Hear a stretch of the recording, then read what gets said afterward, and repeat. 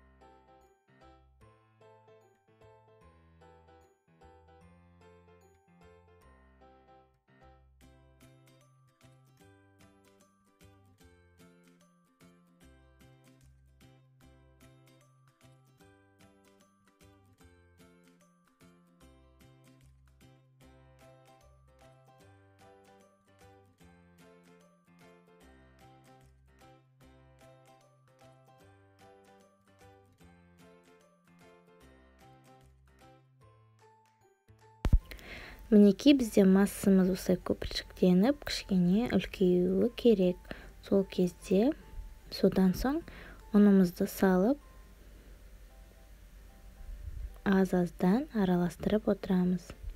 2-3 бөлікке бөліп салып араластырсаңыз болады. Торттың құрамдарын барлығын төменге анық етіп жазып кетемін. Төмен жақтан көре аласыздар. Мінекей.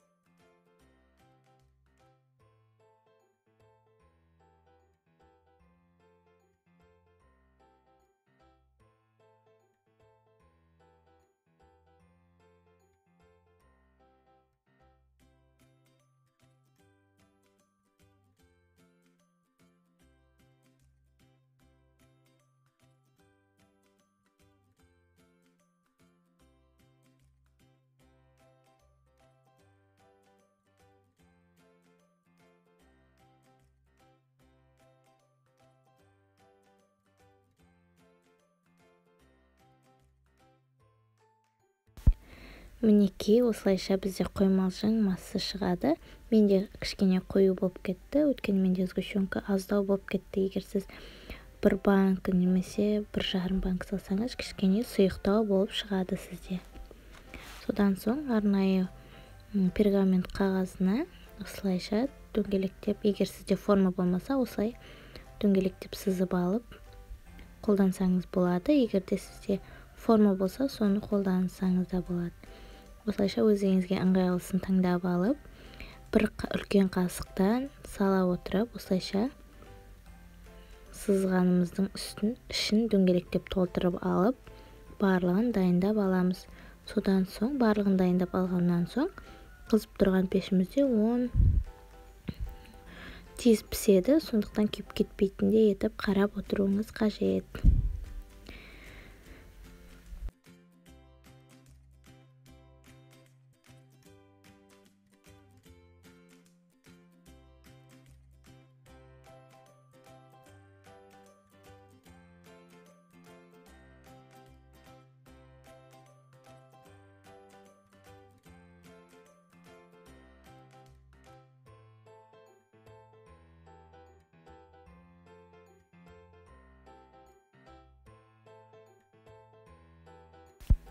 барлығын дайындап алғаннан кейін осылайша печкамызда 5-6 минуттай пісіріп аламыз. Әркімде печканың пісіруі әртүрлі, сондықтан қадағалап тұруды ұмытпаңыз. Мінекей бізде осындай күшті жұмсақ корждар дайын болады. Өте жұмсақ болып шығады. Менде диаметрі 24, егер сізге одан да үлкен диаметрді қолдансаңыз болады, онда кішкене коржысы азаяды. Мінекей осындай коржлар дайын болады. Ендігі біздер коржының үстіне пропиткаға сиропын дайындаймыз. Ол үшін секермен сүтімізді ысытып араластырып аламыз. Мінекей ішіндегі секерімізді ергенше араластырып аламыз. Содан кейін суығаннан кейін барып қолданамыз.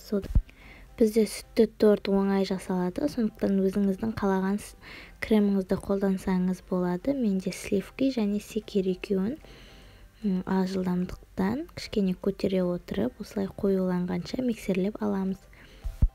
Тым ұзақ қатты миксерлеп жібермеңіз, осылай қоюланған сәтке дейін миксерлесеңіз жарайды. Содан соң креміміз дайын болғаннан соң тортымыздың барлығын құрастырып шығамыз. Егер де сізде торттыңыздың беті теп-тегіс, жанында коржлары көрінбей тұрғанын қаласаңыз, сізге сахарный пудра, творожный сырды қолдансаңыз, сіздің тортыңыздың беті, жан-жақтары өте әдемі болып шығады. Және тортқа қолданатын құралдар болады ғой, арнайы. Соларды қолдансаңыз, тортыңыз әдемі болып шығады. Менде ондай құралдар болмағасын, осылай үй жағдайында жасадым. Бірақ дәмі өте керемет болып шығады. Міндетті түрде жасап көріңіз. Және де тортыңыздың бетін өзіңіздің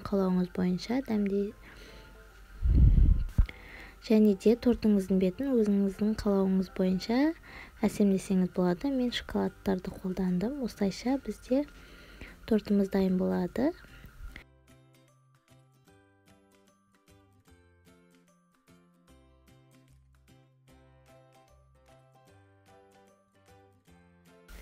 Дайын тортымызды холодильникке салып қоямыз. Тортымыз ұзағырақ тұрса, кремі сіңіп, өте жұмсақ болып, тортымыз дәмді болып шығады.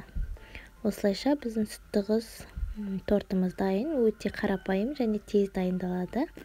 Міндетті түрде жасап көріңіз және менің арнамды бағалап кетіп лайк басуды, комментарий жазуды ұмытпаңыз.